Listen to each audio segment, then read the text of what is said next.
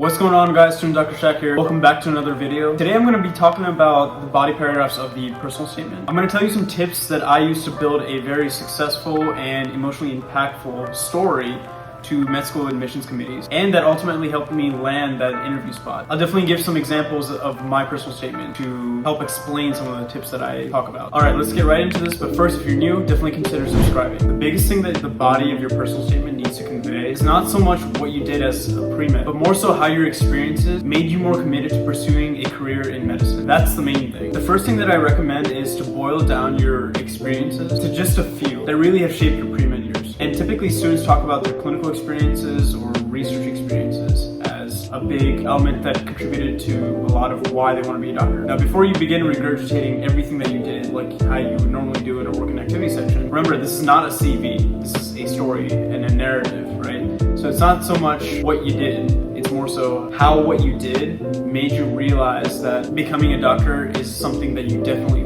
want to do indefinitely for the next 20 to 30 to even 40 years until you retire. You need to take those experiences and figure out which one of those made you say, yes, this is what I want to do. And not just that, you need to be able to show how those experiences allowed you to have that conviction as to why becoming a doctor is what you want to do. So to explain what I mean, I'm going to show you what I've been talking about in my personal statement. I'm going to stop you right there. If you want to understand what I'm about to say, I would highly recommend to watch the previous video where I talk about the hook and introduction, because they introduce what I'm about to talk about right now. But in case you haven't seen it, I'll just give you a brief synopsis. Basically, I make a connection between my love for playing tennis, losing my grandma, and how I use the weight of her passing as a way to help other people by starting this tennis coaching camp. Now, in that coaching camp, I introduce young kids to the sport of tennis. Make sense? Okay, cool. While I fondly remember many kids I coached, one in particular, Carl, always stands out. Carl's primary dystonia, a genetic movement disorder, caused his limbs to freeze while moving. As you can probably guess, Carl isn't the real name, the kid that I was working with, but the situation that I described is definitely real. Let's continue. After experimenting with teaching strategies, I found little sayings like, when hitting the ball, squish the bug, made him take giant steps and swing his right arm to hit the ball, like how I did. The trust displayed from his mimicking my actions motivated me to teach him through private sessions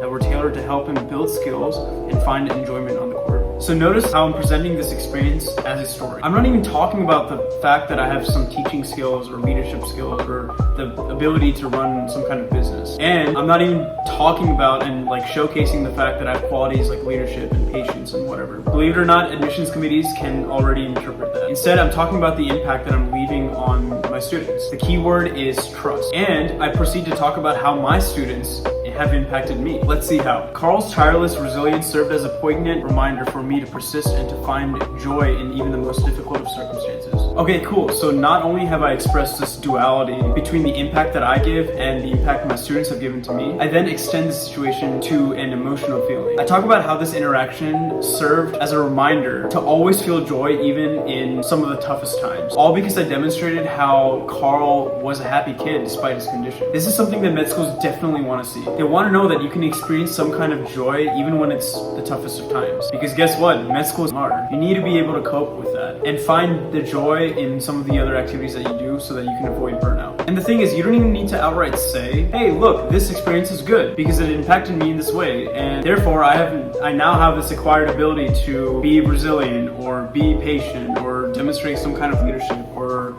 I don't know, some quality that is expressed in like the AMCAS checklist. Med schools can see right through that, and it honestly can be counterintuitive because that would just distract from the story. The main thing that I want you to take away from this video is the body paragraph that talks about your journey has to have some kind of flow. In the example that I just gave, I didn't even give like a clinical experience. It still worked because it made my growth relatable to the med school admissions committees. If you're genuine with your experiences in this way, med schools are more likely to see that relatability, and they're gonna want to continue reading. Be genuine with your experiences. If you feel that even one of your activities wasn't really impactful, then it deserves to be in another part of your application. Probably your work and activity section, or your secondary application, or even probably interview day. Okay, so just to review. To construct a single body paragraph that talks about your journey. First of all, dig deep into all of your activities and pick out the ones that really impacted you in a profound way. Second, try to recount specific situations within each of those experiences in which you interacted with another patient or another person in a way that garners some kind of new growth as a person. And number 3, show the emotional impact that you made and potentially that impact that the person has made towards you. Don't force it. Demonstrate the qualities about that impact through the storytelling that you're doing. If this doesn't make sense at all, please put it in the comments below. Seriously, I want to be able to help you. And yep, that's it. If you made it to the end of this video, thank you so much for your support. I greatly appreciate it, and it's helping my channel grow. If you like the content, leave a like and subscribe if you're new. Comment below if you find anything confusing or if you have any other suggestions for other video ideas. As always, I like keeping it real with you. Peace.